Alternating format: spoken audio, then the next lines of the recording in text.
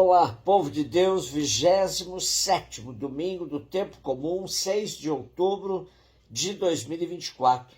Nossa reflexão de hoje é a partir de Gênesis 2, 18 a 24, Hebreus 2, de 9 a 11 e Marcos 10, de 2 a 16. A primeira leitura é bastante popular e nos fala que Deus criou a mulher da costela do homem. A reação do homem é de reconhecimento da igualdade entre ele e a mulher. Por isso diz, desta vez sim, é osso dos meus ossos, é carne da minha carne. E assim o homem deixará seu pai e sua mãe, se unirá à sua mulher e eles serão uma só carne. A primeira atitude de quem lê esse texto de Gênesis, se quiser entendê-lo, é libertar-se do fundamentalismo, pois não se pode lê-lo como se ele fosse uma reportagem de fatos. A intenção do autor bíblico não é histórica nem científica, mas teológica, isto é, revelar as intenções de Deus a respeito de suas criaturas. Somente assim pode-se interpretar bem essa história da criação da mulher contada lá pelo século X a.C., nos tempos do rei Salomão. Em chave teológica, entendemos que a origem de tudo está em Deus, foi Ele quem nos fez e somos seus. O enquadramento do texto de hoje nos coloca no paraíso, lugar magnífico criado por Deus para que realizássemos nossos sonhos e fantasias.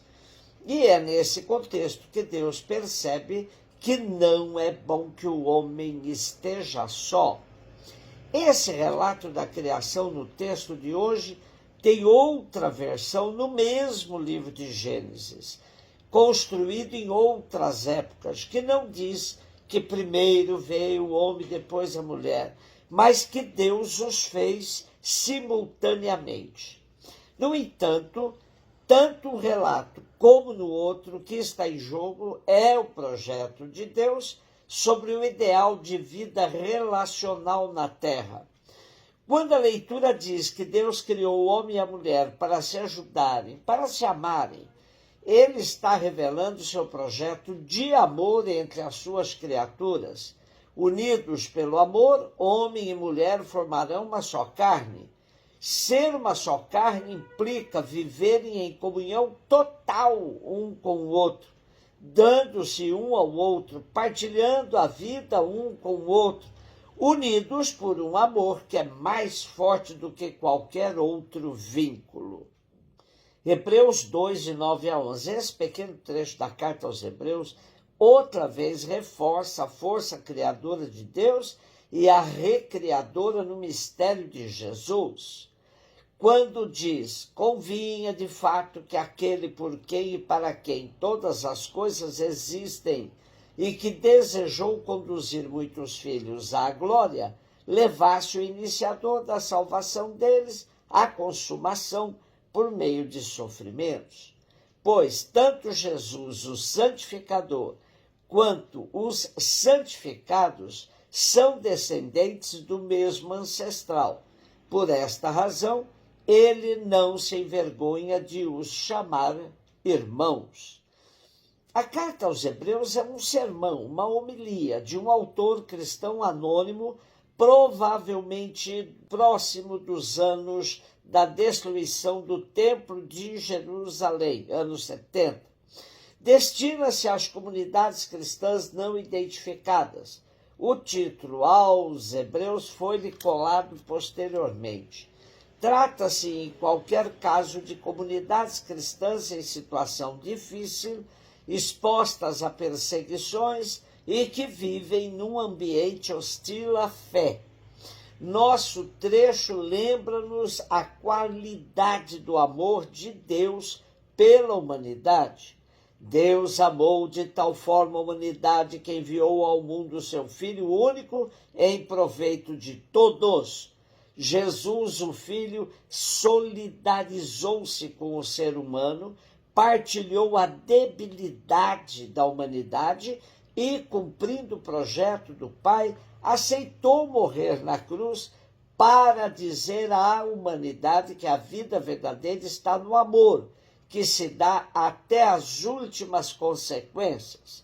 Para isso, Jesus aceitou despojar-se das suas prerrogativas divinas e fazer-se inferior aos anjos, a fim de que, pelo dom da sua vida até a morte, se cumprisse o projeto salvador do Pai para todos. Vida relacional no amor. Marcos 10, 2 a 16. Alguns fariseus se aproximaram de Jesus. Para pô-lo à prova, perguntaram se era permitido ao homem divorciar-se de sua mulher. Jesus perguntou: o que Moisés vos ordenou? Os fariseus responderam: Moisés permitiu escrever uma certidão de divórcio e despedi-la. Jesus então disse: foi por causa da dureza do vosso coração que Moisés vos escreveu este mandamento. No entanto, desde o começo da criação, Deus os fez homem e mulher. Por isso o homem deixará seu pai e sua mãe, e os dois serão uma só carne. Assim já não são dois, mas uma só carne. Portanto, o que Deus uniu, o homem não separe.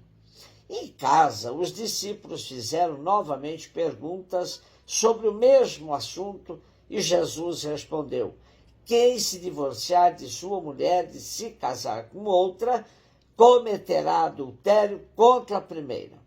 E se a mulher se divorciar de seu marido e casar com outro, cometerá adultério. Depois disso, traziam crianças para que Jesus as tocasse.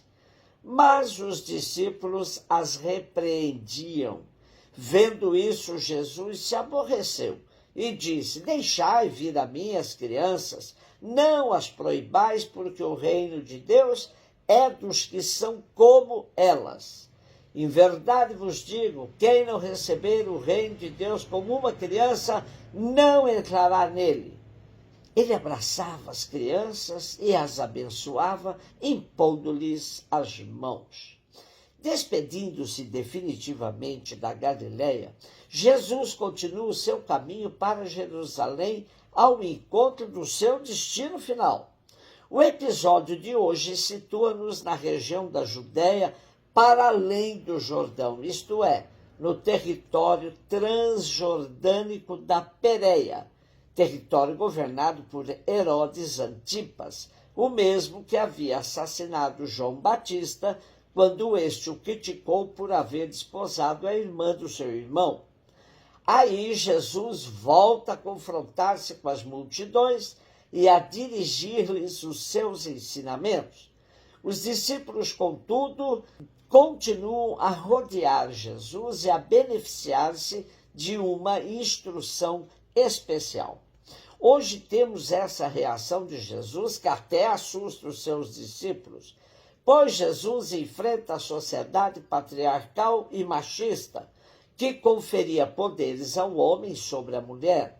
Jesus trata dos direitos dos dois na igualdade e fala que ambos foram chamados para uma relação amorosa, de profundo respeito e reconhecimento dessa igualdade. Podemos estranhar porque Lucas coloca a cena das crianças depois do tema do relacionamento homem e mulher, mas é de profunda coerência, pois crianças e mulheres são igualmente desprezadas na sociedade patriarcal judaica. Jesus revela seu amor pelos pequeninos, abraça-os e os abençoa, impondo as mãos sobre todos os pequeninos. Tornam-se assim mensageiros da boa nova que Jesus incorpora em seu ministério, pois ele é a boa nova. Quanto ao tema da indissolubilidade matrimonial presente no Evangelho de hoje, tomemos emprestadas as palavras do padre Adroaldo. Ao falar de indissolubilidade matrimonial, é preciso assumir com lucidez e serenidade o caráter processual da relação de duas pessoas unindo-se em comunhão de vida e amor.